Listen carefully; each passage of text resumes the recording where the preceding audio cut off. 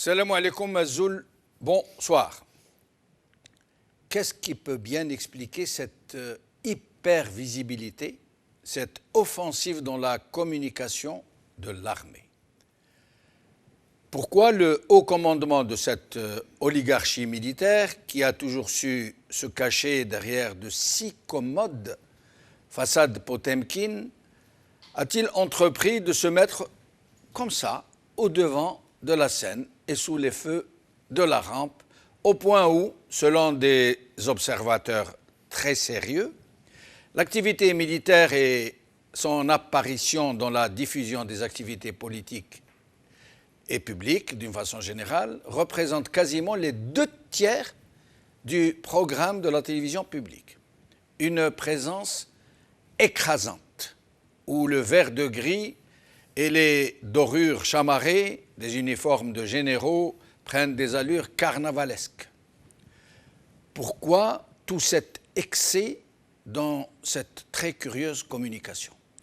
En quoi la diffusion en boucle des très longs exercices tactiques, des manœuvres militaires de grande envergure, des discours interminables du chef d'état-major peuvent-ils intéresser l'opinion publique?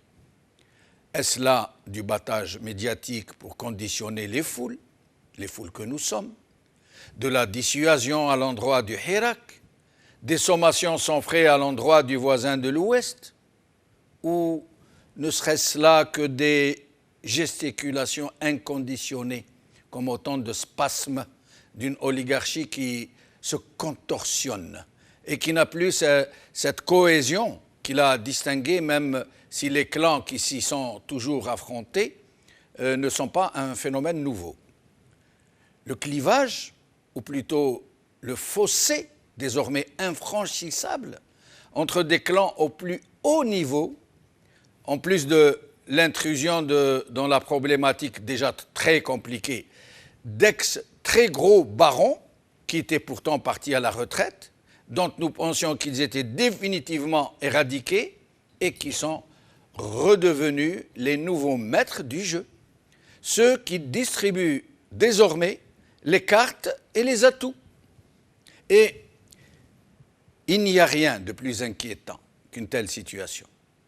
Une junte organisée, dont les rouages sont bien huilés et dont les équilibres reposent sur une vraie cohésion, est infiniment moins dangereuse qu'une gérontocratie militaire hystérique, arc-boutée dans des positions intenables, en même temps qu'elle se déchire de l'intérieur. Elle peut être donc le catalyseur de toutes les aventures. À plus forte raison qu'elle n'a plus les moyens de ces méthodes. L'argent pour l'anesthésie de masse, pour la corruption de tous les acteurs politiques et l'entretien de tous ces relais. Et ce n'est pas exagéré, je crois, que d'affirmer que la situation appelle à une extrême vigilance.